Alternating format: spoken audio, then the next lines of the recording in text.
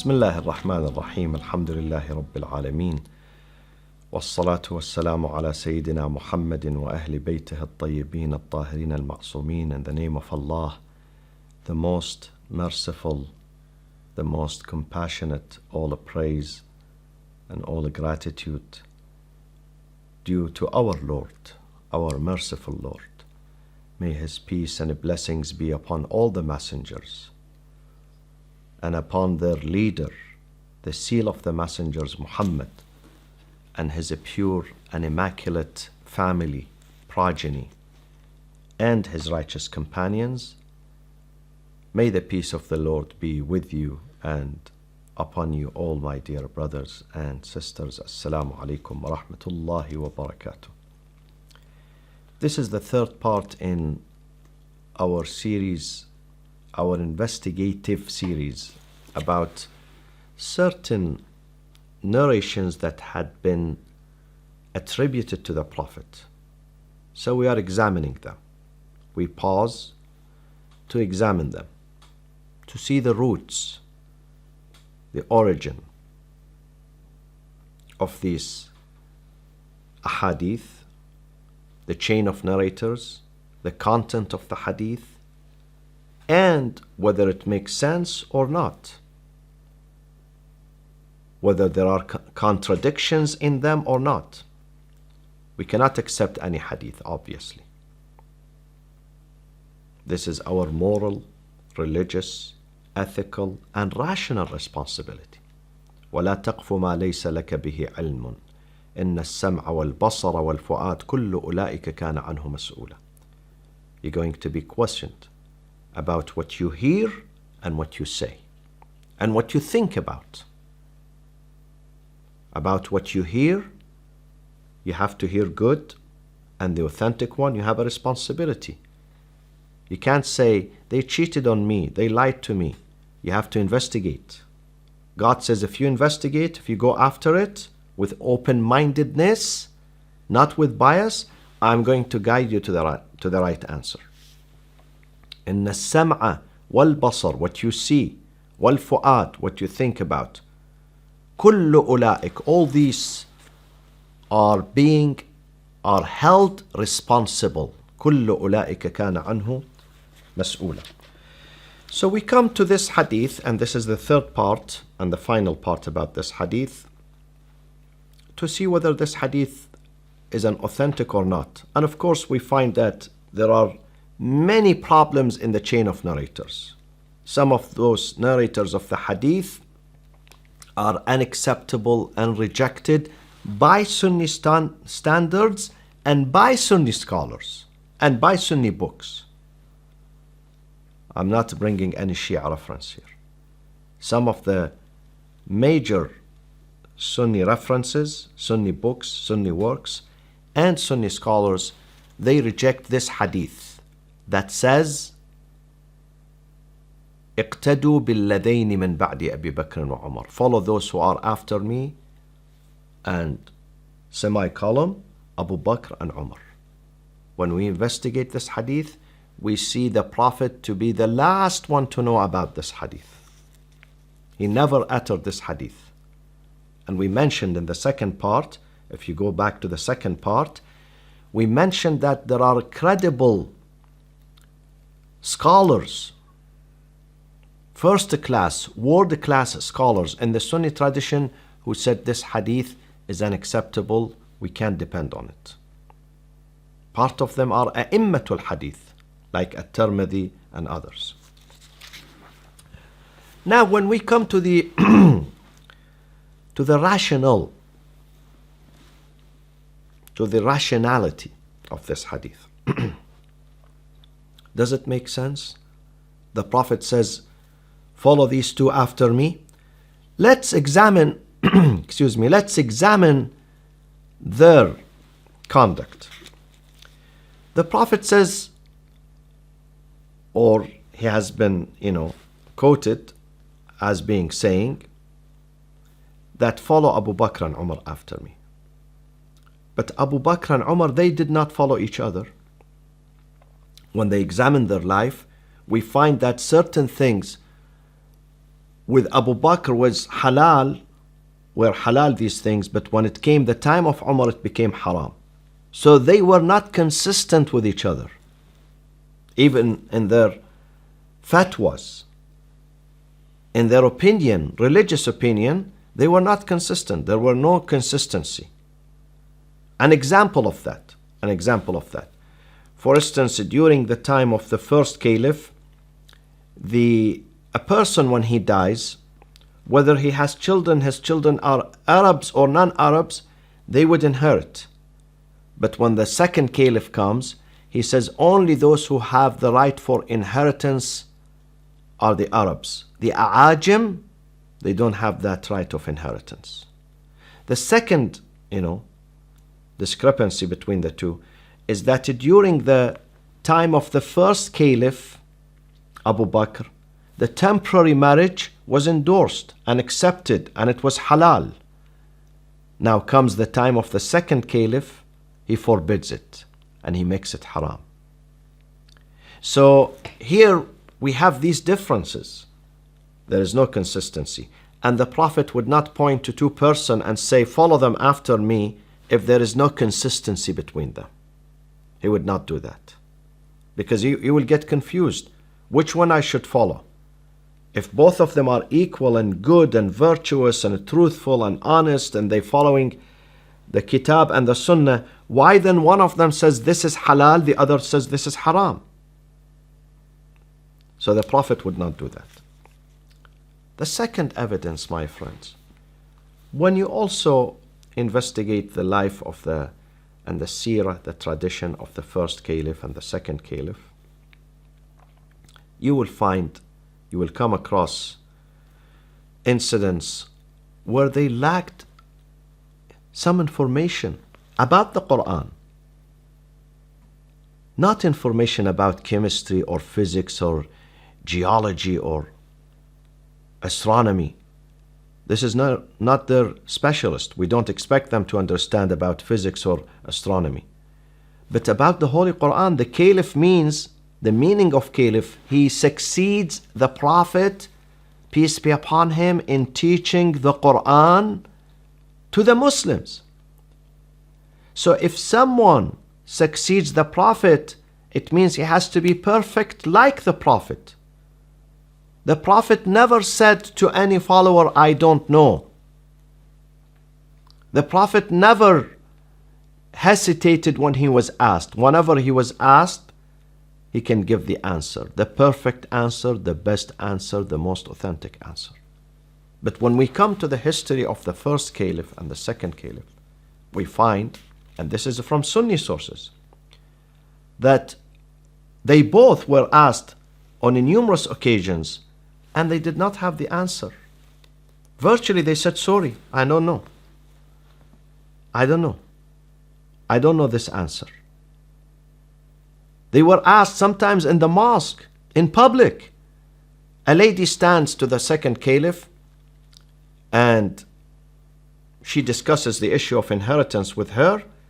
She says, but this is what the Prophet says, this is what the Quran says. And when the second caliph did not know how to answer, and she proved that he's wrong in his answer, this is what he said: حَتَّى النِّسَاء أَفْقَهُ مِنْكَ يَا عُمَرْ. Even women, ordinary women, he means. And at that time, women at that time, you have to understand the atmosphere of that time. Women were illiterate. They were not supposed to learn, and they were only busy homemakers. So Umar is saying that even women who are busy and homemakers and they are not learned, حتى النساء, even those women are better than you. And better in what? In knowledge. أفقه منك. They are more knowledgeable when it comes to fiqh. Fiqh is أحكام الدين, the science of religion. The science of religion, the science of Islamic law. They are better than you. So how can the Prophet says, follow those two guys after me, those two leaders after me, while they are not the best? Can the Prophet say something like that? Would you accept it? Ask your reason, your aql. Then, after that, if the Prophet says, follow those after me, and if the Prophet really said this, this means that Abu Bakr is infallible, and Umar is infallible, and they have no mistakes, but the history proves otherwise. And the history tells us that Abu Bakr himself, he never used this argument in the day of Sakifah. He never said to the companions of the Prophet, hey, I am better than everybody else because the Prophet said, follow me and follow Umar. He never brought this argument on that day. Otherwise, he would use this statement. He would say to the companions of the Prophet, listen to me. Listen to your Prophet. Obey him. The Prophet recommended me and Umar. The Prophet said those two men are perfect. Iqtadu. Follow them.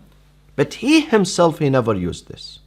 Not only he never used it, he said something exactly the opposite. He said, أقيلوني فلست بخيركم. Leave me alone. Remove me. Leave me alone. I am not the best one among you. He himself, he said this. And I really, I respect him.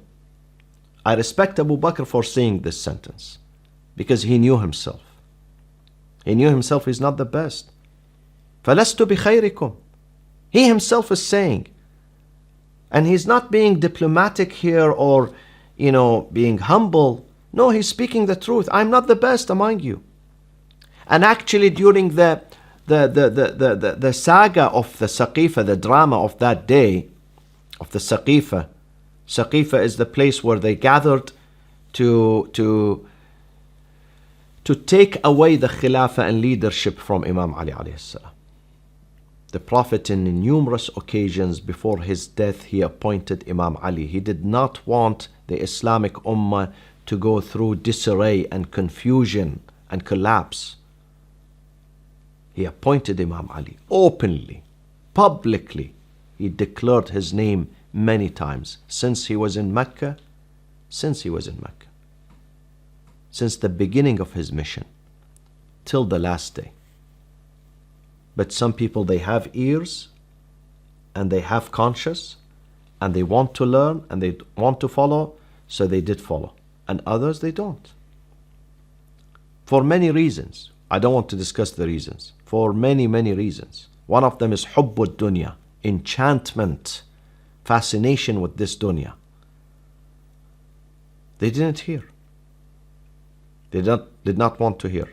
So in Sakifah they gathered to choose someone to represent Islam, to be the leader, successor of the Prophet. On that particular day, the first caliph, Abu Bakr ibn Abi Quhafa, he pointed to the other two orchestrators of this scenario. Sakifah was created by three people. The entire Sakifah, the entire conference, emergency conference, was run and orchestrated and designed by three masterminds, three leaders. Abu Bakr himself, Umar ibn al-Khattab, and Abu Ubaidah ibn al-Jarrah, a third companion. They created this whole scenario. He pointed to them and he said, بايعوا أي الرجلين شئتم. بايعوا أي الرجلين شئتم. This is mentioned in الطبقات الكبرى. Imam Ahmad ibn Hanbal in his Musnad, he puts this story. As-Sirah al-Halabiyya and many others. They say Abu Bakr pointed to Umar and Ubaidullah ibn Jarrah and he said, choose them, don't choose me. So if the Prophet had said about him, he's the best, he should be the candidate. He should not hesitate. He should have full confidence and say, the Prophet said, follow me, so listen to the Prophet and follow me. But he himself never said this about himself. He himself never attributed such, great qualities to himself, or such a great hadith that refines him to his own self. He didn't do that.